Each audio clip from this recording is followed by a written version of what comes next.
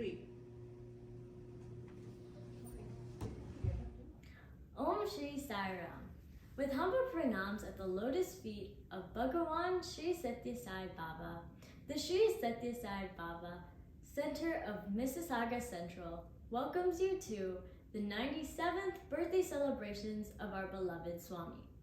My name is Gia, and I have the honor of being your MC today. The SSE students will be presenting a play entitled Divine Love. Divine love is what everyone needs in the world today. Our first presentation is by our youngest SSE group. They will be performing a song entitled God's Love is So Wonderful.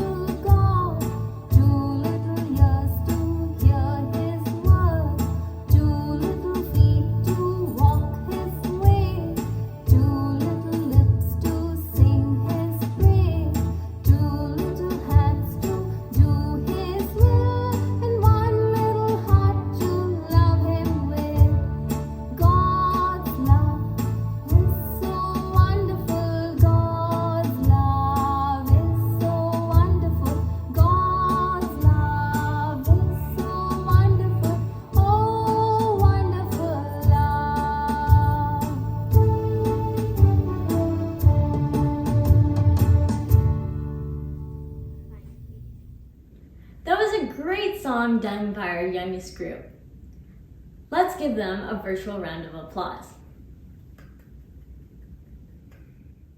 Love is the form of the divine. Love alone can merge in love. When one is filled with divine love, he can experience oneness with the divine. People admire the beauty of nature, but are not aware of the beauty in their hearts. Make your heart beautiful by adorning it with the sacred love of God. Swami has said, love of the divine is of 4 kinds. The first is Swartha Prema, which is like a lamp kept in a room. The lamp illuminates only the room. This kind of selfish love is confined to a limited group and does not extend to others. The second is Samanjasa Prema, which may be compared to the light of the moon. This moonlight is visible both outside and inside. It is, however, not very effulgent. This kind of love extends to a wider group, but is not very intense. The third is Paratha Prema. It is like sunlight. It illuminates both inside and outside with brilliance. But it is not continuous in the sense that the sun is not visible at night. But this is not a permanent absence due to the sun rising again. Actually, the sun is always there. Likewise, the selfless love may appear to be absent sometimes, but it will appear again. The fourth is Yatartha Prema. This love is present always, inside and out, in all places, at all times, in any circumstance. This is divine love. It is imperishable, it is eternal. It is immanent in everyone. When this love is manifested by a person, he achieves peace, and understanding.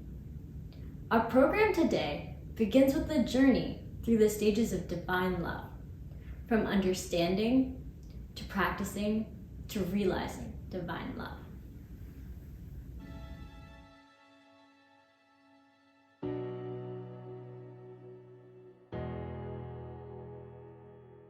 It's a beautiful evening in Puttaparthi. Swami is relaxing amidst his beloved students, casually imparting pearls of wisdom among conversation and laughter. Let's watch them as they take part in the gaiety and gain guidance from Swami.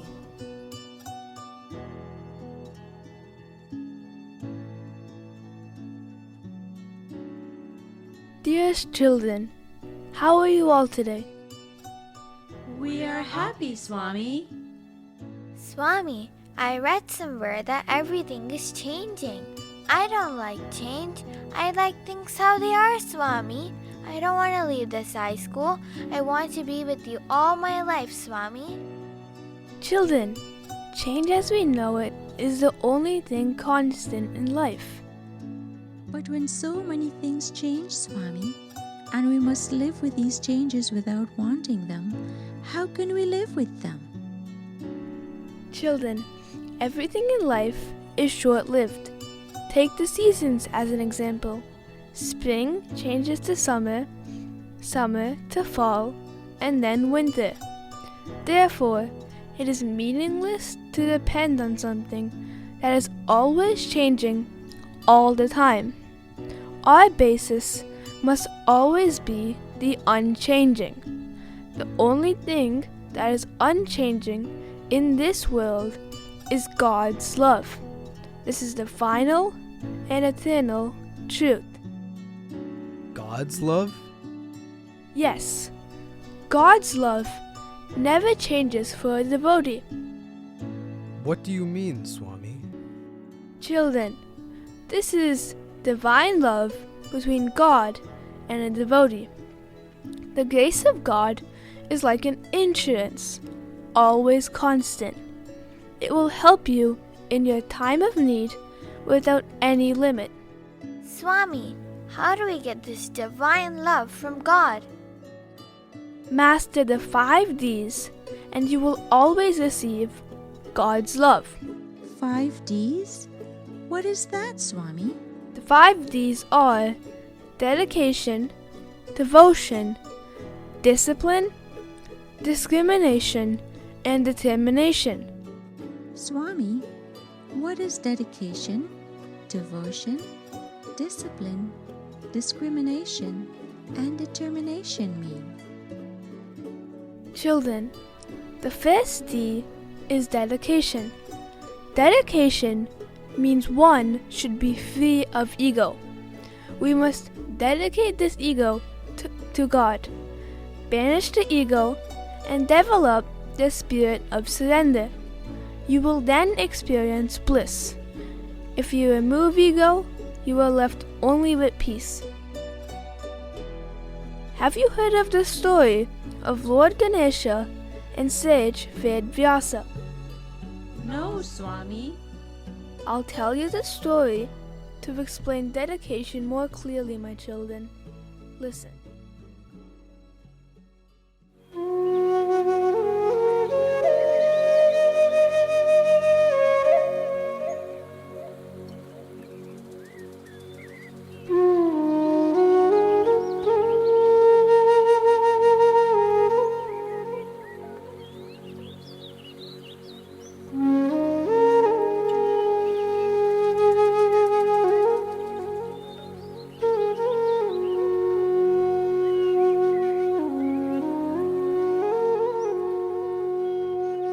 In the mighty Himalayas, in a small cave, sat the revered sage Ved Vyas in deep meditation. Though his eyes are closed, he sees the Mahabharata war before him. He is engulfed and overwhelmed with the knowledge and wisdom and decides to write this great epic for the benefit of the entire human race.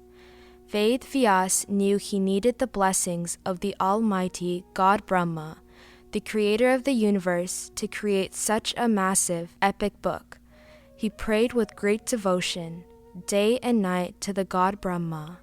His prayers bore fruit, and Lord Brahma appeared in front of him.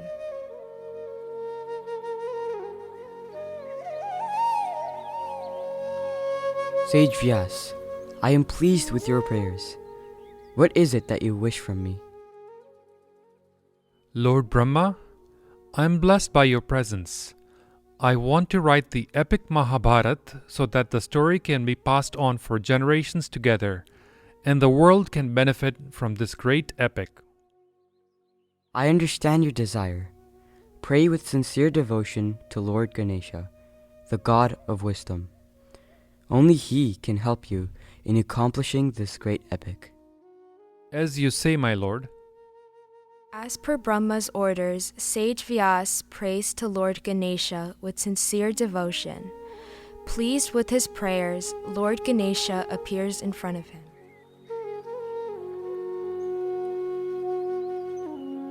I'm pleased with your prayers. What is it, Sage Vyas, that you seek from me? Oh, my lord, I am blessed to be in your presence. Only you are capable of writing down the greatest epic ever to be written, the Mahabharata. I will help you in writing the great epic, but on one condition. You must narrate the story without a pause. The moment you stop, I will also stop and go away. I will not stop, Lord Ganesh. I will dictate as fast as you write. But you should not write anything without understanding. You must completely realize the verses before you write down. I assent.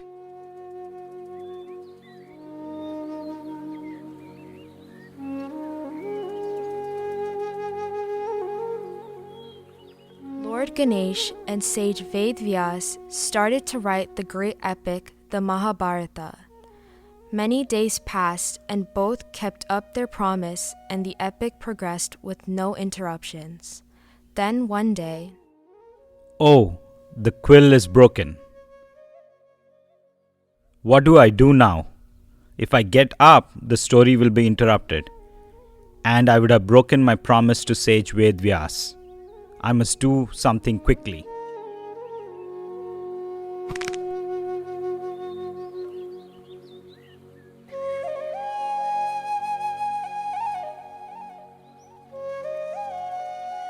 this story of Ganesha shows very clearly how necessary it is to be dedicated to completing a task once you have accepted to complete it, no matter what happens. Lord Ganesha did not hesitate to break his own tusk to fulfill a promise and to avoid any interruptions in writing of the epic, shows his true dedication. Since Ganesha broke his own tusk and ended up with just one tusk, he called Ekadanta among his many other names.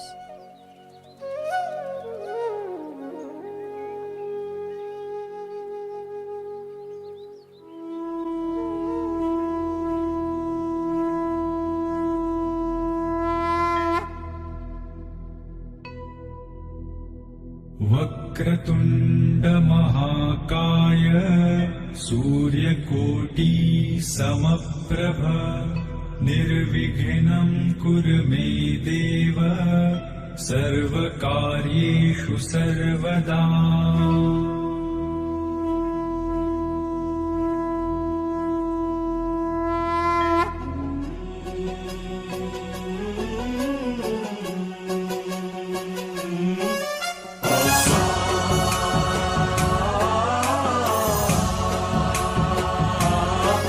गणनायकाय गणदैवताय गणाध्यक्षाय धीमहि गुणशरीराय गुणमण्डिताय गुणेशानाय धीमहि गुणातीताय गुणाधीशाय गुणप्रविष्टाय धीमहि एकदन्ताय वक्रतुण्डाय गौरीतनयाय धीमहि गजेशानाय भालचन्द्राय श्रीगणेशाय धीमहि एकदन्ताय वक्रतुण्डाय गौरीतनयाय धीमहि गजेशानाय भालचन्द्राय श्रीगणेशाय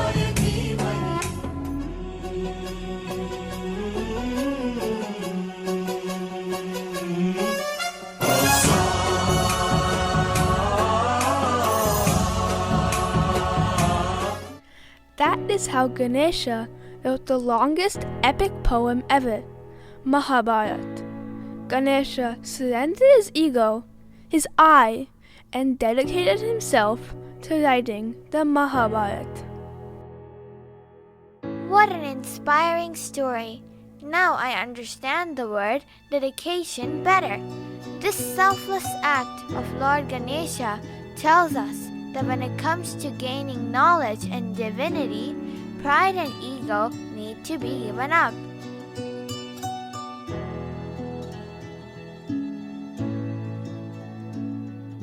The second D is devotion. I do bhajans and chant slokas every day, Swami. Is that devotion? Yes, that's all good. But devotion does not merely mean singing devotional songs or performing puja. Devotion primarily means expression of gratitude. Many modern devotees pray, "Oh God, if you fulfill my desires, I will offer you 10 coconuts." Can this be called as devotion? No, not at all. A true devotee is one who only gives and does not expect anything in return. Service to the Lord and mankind is the highest form of devotion. This reminds me of the story of Kanankadasa, who was so happy and grateful to the Lord even when the whole world shunned him. Swami, we don't know this story. Please tell us. Okay then, listen.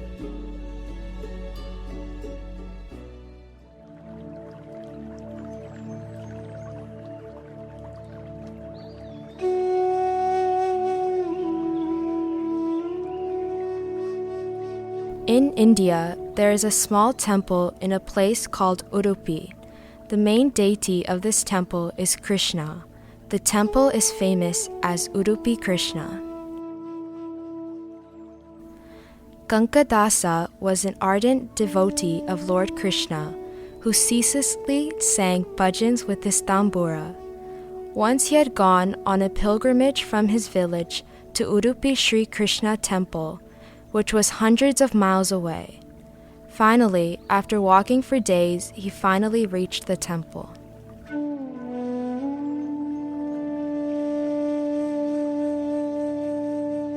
You low-class fellow, get out of here. You have the guts to even think of stepping into this temple. Go away. Please, I have traveled from far to seek the darshan of Lord Krishna. Please let me get at least a glimpse of the Lord. Will you leave? Go from here. Kanka did not lose his heart. He walked and went around the temple and sat behind the temple wall. I am blessed, Krishna, to be so close to you. I feel your presence around me. Even though I cannot enter the temple, I know you are in me. I have composed this song for you. Krishna Madhava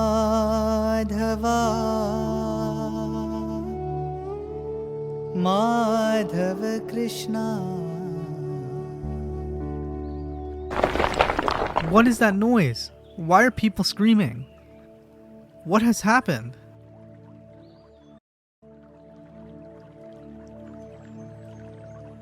Is this really happening?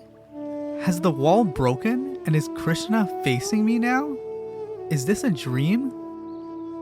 Did the wall break by itself?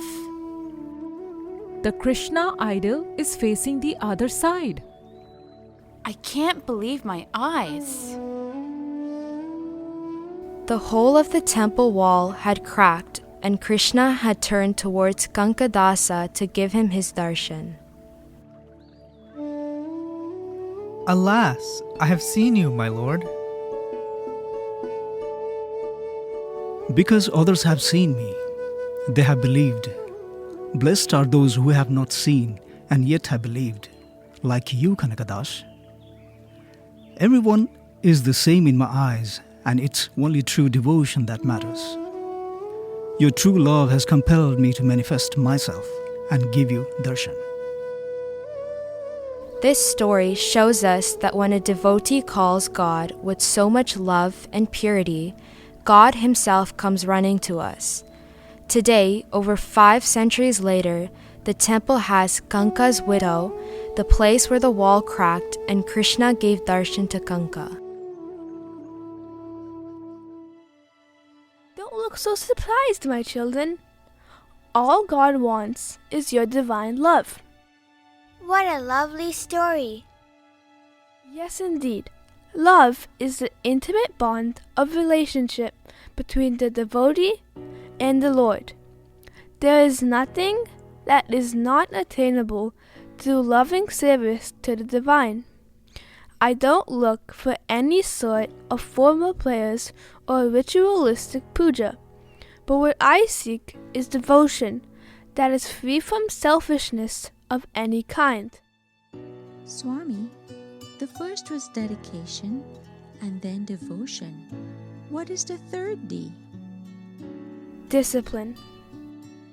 Discipline? With God? It's not like a school, Swami, where we have to be disciplined. Discipline is important in everything we do. Na shreyo niyaman vinay. There can be no welfare without discipline. This is most essential for students. From the moment you wake up, you must carry out your morning routine. Meditate on God.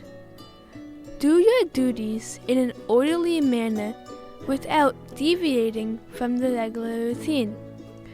These must be strictly adhered to in daily life. How is this related to divine love, Swami? I know you love me, but are you doing your duties properly? What is the use of your love if you do not do your duty? I don't understand, Swami. Okay, let me tell you a story, my child.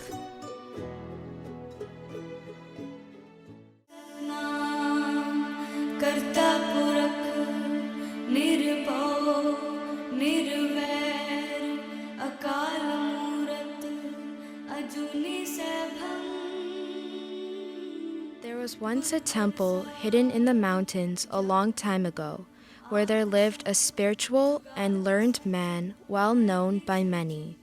Everyone called him Guru Ram Das. Guru Ram Das is credited with the founding the holy city of Amritsar in the Sikh tradition.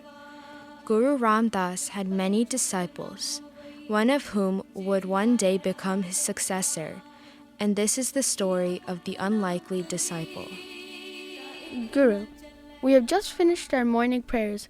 Since you graced us with your presence, wouldn't it be interesting to test our knowledge with some sermons? Yes, I agree. Good idea. My children, I think it is a fine idea.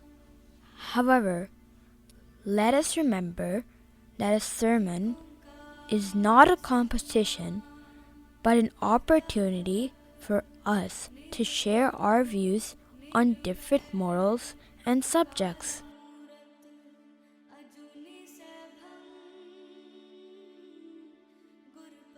How can you continue to sweep while we're in the presence of our Guru? He is being disgraceful in front of you, my Guru. He isn't stopping his sweeping and has not even been doing so much as coming to prayer lately. My son, when you are done sweeping, I would like you to wash the utensils and clean the kitchen area. Yes, Guruji. From that day forward, Arjan Dev did just as Guru Ram Das asked. He would sweep the temple, the yard, clean the kitchen area, and wash the utensils every day.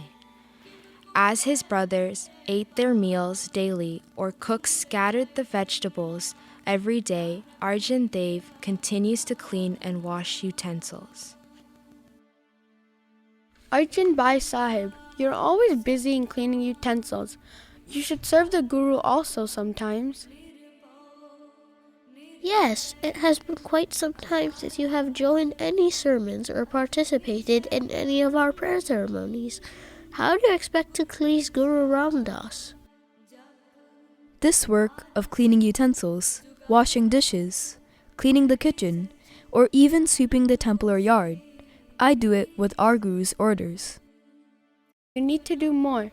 Participate in our sermons and prayers. The Guru will be pleased in this manner. I am only obeying what my Guru has requested me to do. It's no use trying to explain to him. Let's go. As time went on, whenever there was a sermon or religious congregation, Arjan Dev was always busy doing his duties. Guru Ram Das's end neared.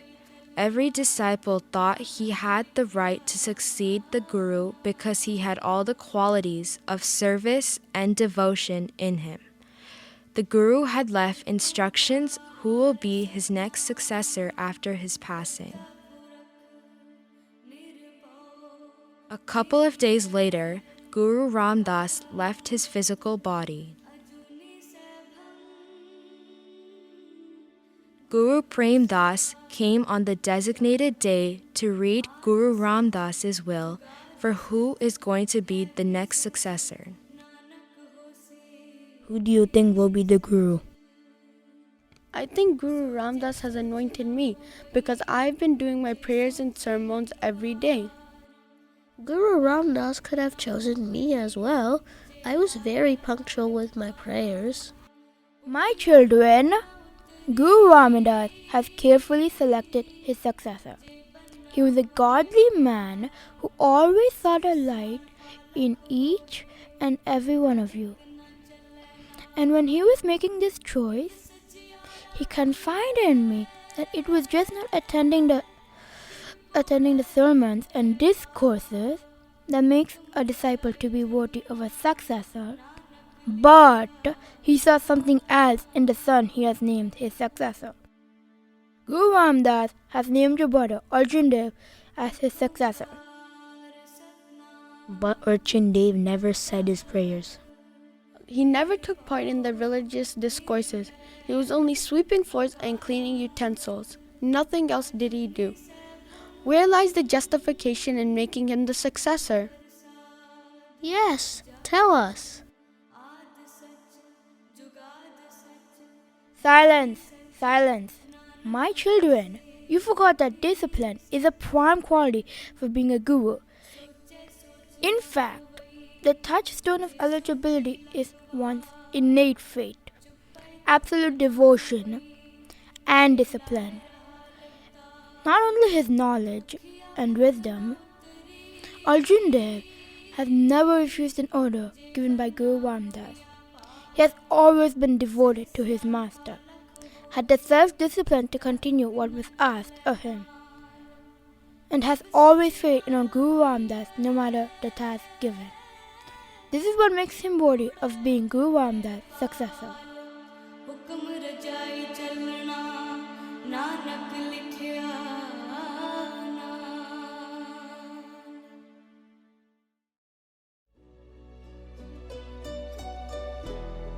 That is the way discipline brings one closer to divine love. While uneducated birds and beasts know how to live regulated lives, man, endowed with intelligence, does not lead a disciplined life. Discipline must be observed in speech, in sport, and in every kind of relationship. One of the important elements of discipline is physical purity and keeping one's promise. This does not merely mean keeping the body clean by a good bath. Real bodily purity calls for involvement in good actions. Discipline should govern every action of yours all through the day. Swami, we have never seen discipline in that light before. Swami, what is the fourth D? What is the matter, my child? Swami, My mother just shouted at me when she saw my friend and I playing outside when we were supposed to be studying. So why are you angry? My older brother was there, but didn't say anything to support me in front of Mother. I'm sure there must be a reason why he remained silent. My brother started to explain to Mother, at first, that we were just playing, but then, when she told him that he was older and should have reminded us to do our homework, he remained silent and agreed with her. I understand now why you're upset. You think your brother is wrong for changing his mind and agreeing with your mother. He is my older brother. Shouldn't he support me? Whether he should have supported you or not is a matter of discrimination between right and wrong. Discrimination? But isn't that a bad word, Swami? No, it does not mean discriminate others on the basis of religion, color, or caste. It means discrimination between right and wrong, between good and evil, as they are all mixed up together. We must receive only the good and reject the bad. We must be good, do good, and see good. Start the day with love, fill the day with love, spend the day with love, and end the day with love. This is the way to God. I don't understand, Swami. My child, why don't you sit and I'll tell you another story. We have heard of the Indian epic Ramayana, which teaches discrimination or the role of the intellect in making the right decisions. This is a story of the three brothers, Ravan, Vibhishana, and Kumbhakarna. But was Ravan not evil? He was misguided, but his actions are not what makes our story, but rather the choices that both his brothers made of his misguided actions and the role of the intellect in making the right decisions during the war against Rama.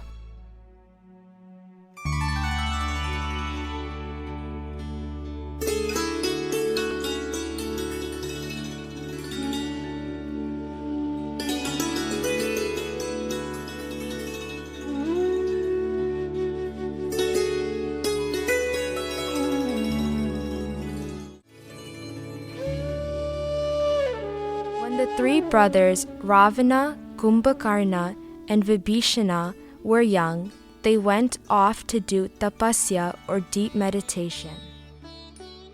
Ravana, I'm pleased with your immense devotion. What do you want?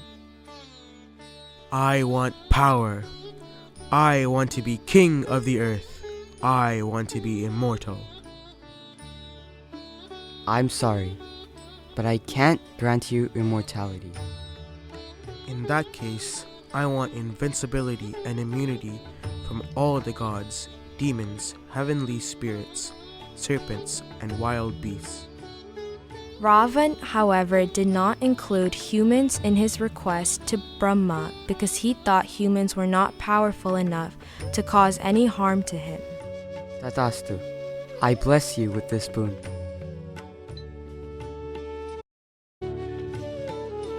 Kumbhakarna had been born with immense strength, having subdued both Indra and Yama. He had planned that he wanted Indra's asan, which is the kingdom of Lord Indra. In Indralok, Lord Indra is made aware of Kumbhakarna's intention to take over his kingdom, and he also gets to know that Lord Brahma is pleased with his prayers and will grant him any boon. In a state of panic, he rushes to Goddess Saraswati for help. Devi Saraswati, you must help me now. Please help me to save my kingdom from the demon Kumbhakarna, who wants to take my throne. O Indradev, Lord Brahma is already on his way to grant Kumbhakarna his boon. Devi Saraswati, Kumbhakarna has already driven me away from my home once. How could you simply allow Brahma to grant him this boon without hesitation? Goddess Saraswati knew that Kumbhakarna was very intelligent. She also knew of everything Indra mentioned, and due to this, she couldn't allow Brahma to grant his wish for this boon. Don't worry, I will not let this happen, Lord Indra.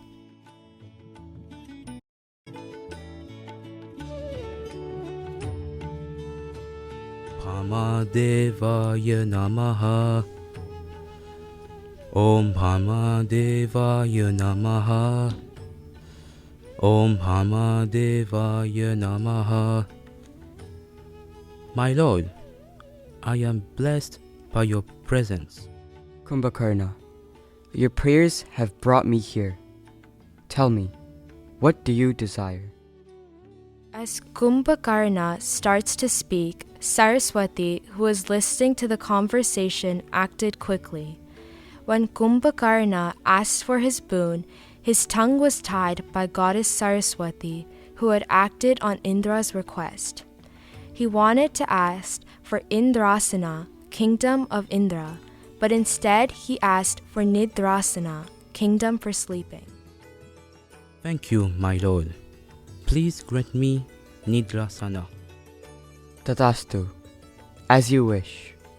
You get to sleep. You may take the posture and prepare for your rest. Brahma understood that Saraswati, his wife, and the goddess of learning had a role to play in the changing of Kumbhakarna's boon from Indrasana to Nidrasana. From then on, Kumbhakarna would lapse into a long, long sleep. No one could wake him up from his deep slumber.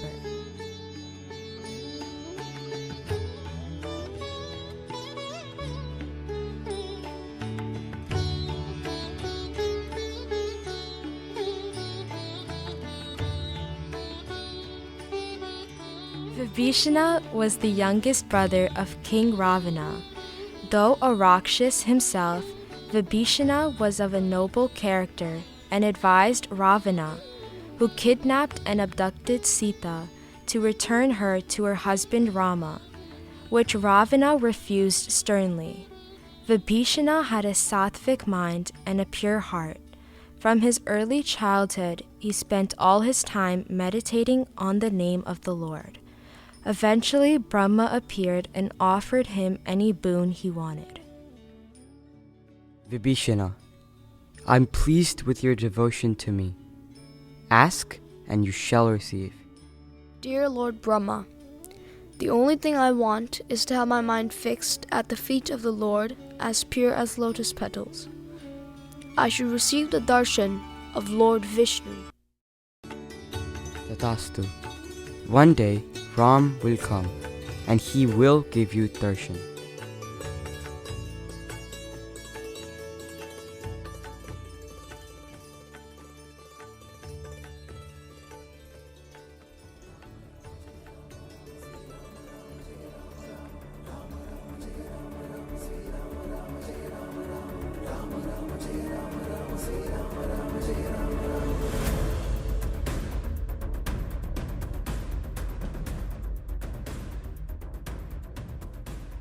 During the battle between Ravana and Lord Rama, Ravana decided that he needed the help of his brothers Kumbhakarna and Vibhishana. Kumbhakarna was awakened from his sleep with great difficulty. The three brothers met finally in one of the royal rooms.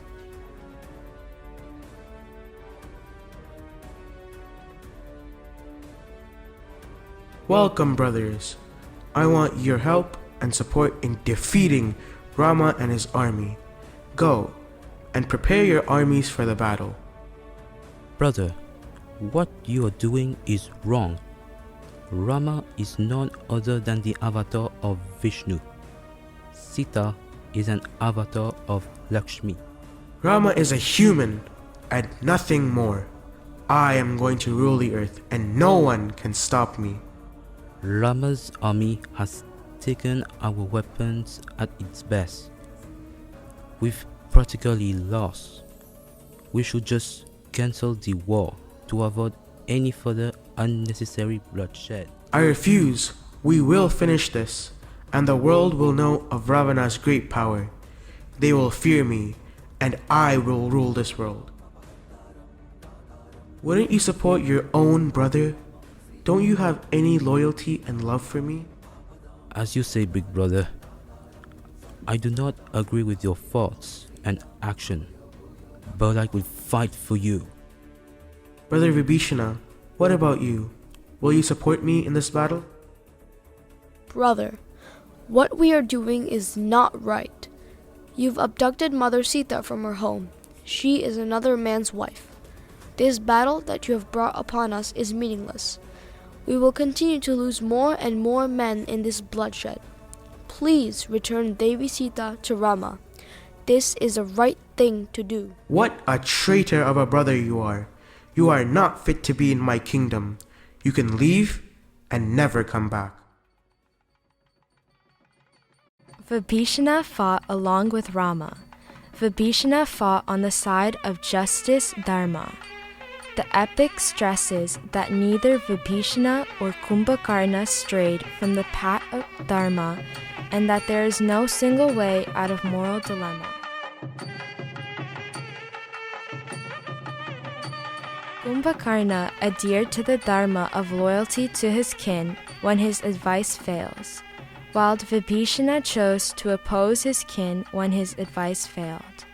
After Rama defeated Ravana, Lord Rama crowned Prince Vibhishana as the king of Lanka before returning to Ayodhya. Good deeds are the means to reach a higher plane, and likewise, bad deeds lead to destruction and doom. You must always inquire as to what is the right thing to do and what is to be avoided. We need discrimination that is based on sacred principles like truth, love, and righteousness. That was such a fascinating story. Now I understand discrimination better.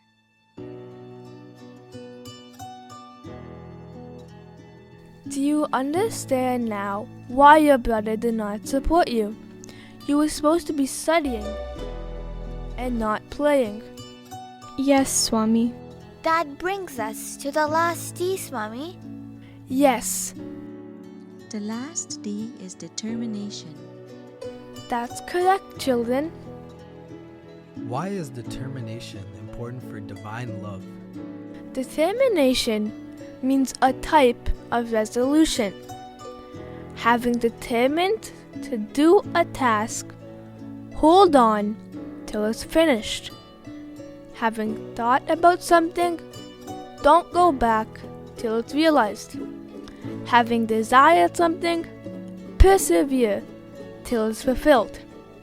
Having asked for something, don't give up till it's given. To leave on your own midway is not the quality of a devotee. That is determination. On what must be put our determination? It must be put in doing sacred things, in the welfare of others. Please tell us another story, Swami. Okay, but this is the last story for today.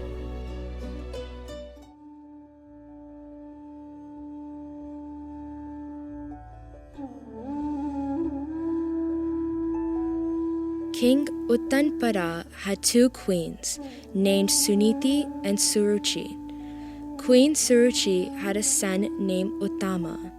She was much dearer to the king as he was captivated by her beauty. Queen Sunuti, who had a son named Dhruva, was not his favorite. Queen Suruchi had a fear that Queen Sunuti's son Dhruva will become the future king. Hence, she requested King Uttanpada to banish both Queen Sunuti and her son Dhruva from the royal palace. With much sadness, the king commanded Queen Sunuti and her son Dhruva to go to the forest and live in a small hut.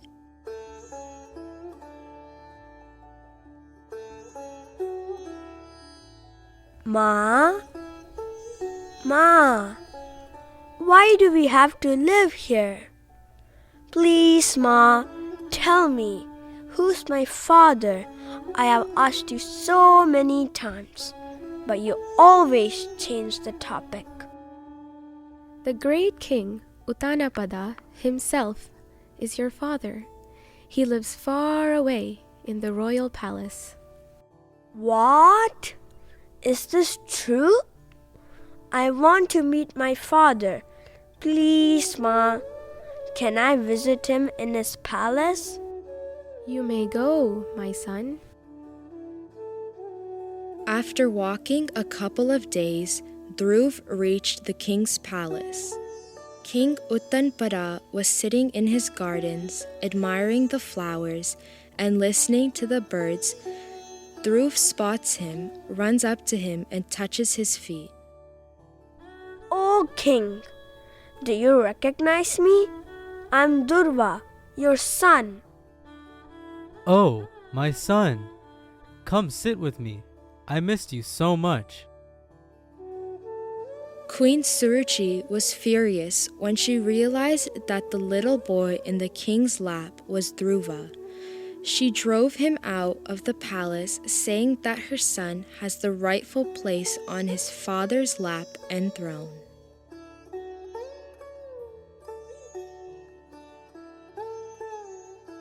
Son, how did it go? What did the king say? Ma, my father was happy to see me, but due to Queen Suruchi's objections, I had to leave. Ma, is there anyone more powerful than the king? Yes, there is someone more powerful than the king. It's Lord Narayana. Where does he live, Ma? Far away in the mountains. That night, when his mother, Queen Suniti, was asleep, Dhruv left the house and began walking towards the mountains, thinking only of Narayan. Finally, after walking for many days and nights, he came to the edge of the northern sky.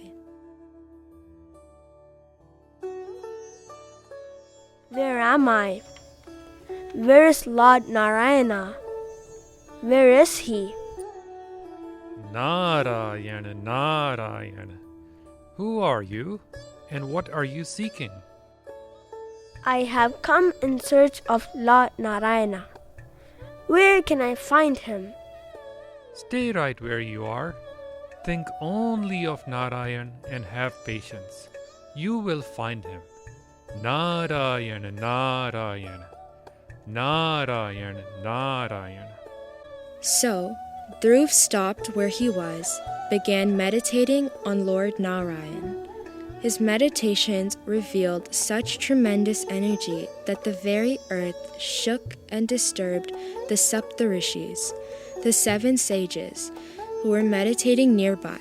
They wondered who it could be who was releasing such energy by the strength of his meditation. They were amazed to find it was only a little boy. The rishis surrounded him and prayed with him as he meditated. This boy has displayed such sincere devotion, such steadfastness and tenacity in his meditation. He has chanted my name over and over again. I must grant him what he wants. I am here, Dhruv. What is it that you want so much? Are you really God? Yes, indeed. I am God. Can I sit in your lap then? I don't want anyone to remove me from your lap. Tadastu, my child. Before you come sit on my lap in heaven, you will first lead a beautiful life on earth. Then join me when you get old. Dhruv led a long, beautiful life, and as promised, after his death, Vishnu turned Dhruv into a little star and placed him high in the sky, above the world and away from all jealousy and evil. Dhruv became the pole star, the brightest star in the sky. The 7 stars of the 7 sages can also be seen, slowly moving around the pole star, called as the constellation Great Bear in other parts of the world. Dhruva, at such a young age, achieved the spot next to Narayana. This is due to his determination and faith. Determination is like the reins of a horse. When you want to achieve something, you must have the determination and persistence to secure it by all your efforts. No room should be given to doubts and hesitations. There is nothing on earth that cannot be achieved with firm determination. Starting with dedication, you end with determination. These are the 5 Ds. There must be firm faith in God as the basis of everything. This is the way the 5 Ds help us in finding divine love. Master the 5 Ds and receive God's love. Dedication means offering your heart to the Lord. Devotion is the highest form of love. Strictly follow discipline in daily life. Discrimination is essential for everyone. Everything can be achieved with firm determination and persistence.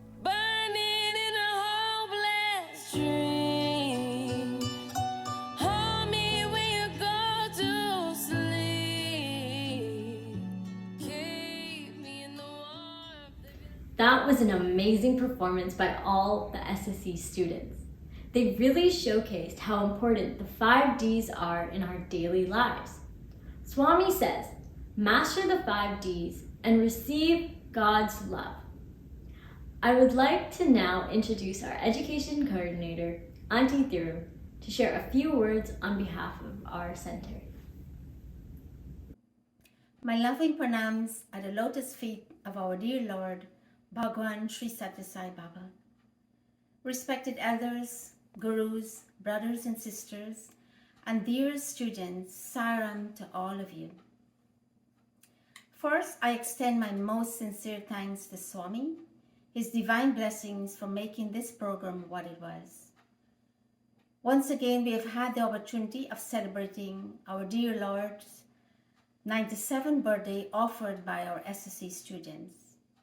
The theme Divine Love is one of the keys for unlocking their inner potential and inspire their thoughts and feelings. This love can serve different purposes. Some are meant to walk with us through life, while others are meant to teach us lessons. Of course, a program like this cannot happen overnight. The wheels start rolling weeks ago. It requires planning and a bird's eye for details. We have been fortunate enough to be backed by a team of very proactive and dedicated youths, members, parents, and gurus. It is my privilege to thank and acknowledge the contribution of all those who work hard to make this celebration happen. I would like to thank Jia for emceeing today's program. Gratitude to our youths, Meera, Sai Lakshmi, and Vaishnavi for their help. To Avinesh and Akhilesh for their enormous support in assisting with the videography, audio, and editing. And to the coordinators of the play, Sister Sushma and Sister Diane, you both have done a wonderful job. Thanks to our props team, Dipesh, Brothers Raj, Devdat, Shan, and Dada, who are well versed in their job. Costumes. What would it be like without dressing the children? Thanks to Auntie Savi, Sisters Avani, Sunita, Priya for their commitment and support. My gratitude to all gurus and parents for your encouragement and dedication. Finally, I would like to thank the budding stars, our SSE students, for making today's event joyful and shining their lights for all to see. May Bhagawan continue to bless them in becoming his torchbearers of the future. Thank you, and Sire. Thank you, Auntie Thiru, for your kind words and wisdom. To conclude today's program, we will now present Swami's birthday song, which will then be followed by Aarti. We hope you enjoyed today's program, and on behalf of the SSE students, gurus, and center members, Jai Sai Ram.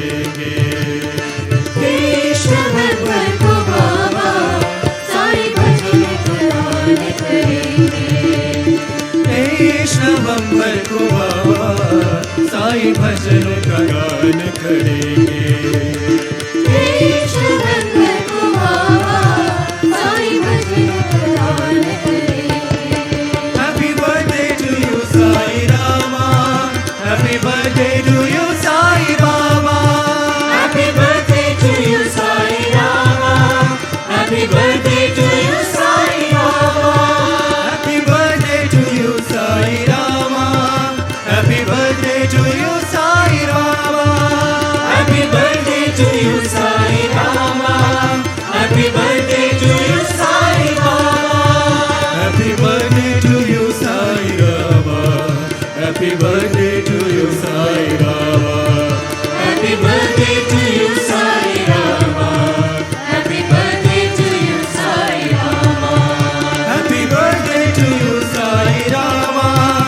Happy birthday to you, Sai Baba. Happy birthday to you, Sai Baba. Happy birthday to you, Sai Baba. Happy birthday to you, Sai Rama. Happy birthday to you, Sai Baba. Happy birthday to you, Sai Baba. Happy birthday to you, Sai Baba. Happy birthday to you, Sai Baba. Happy birthday to you, Sai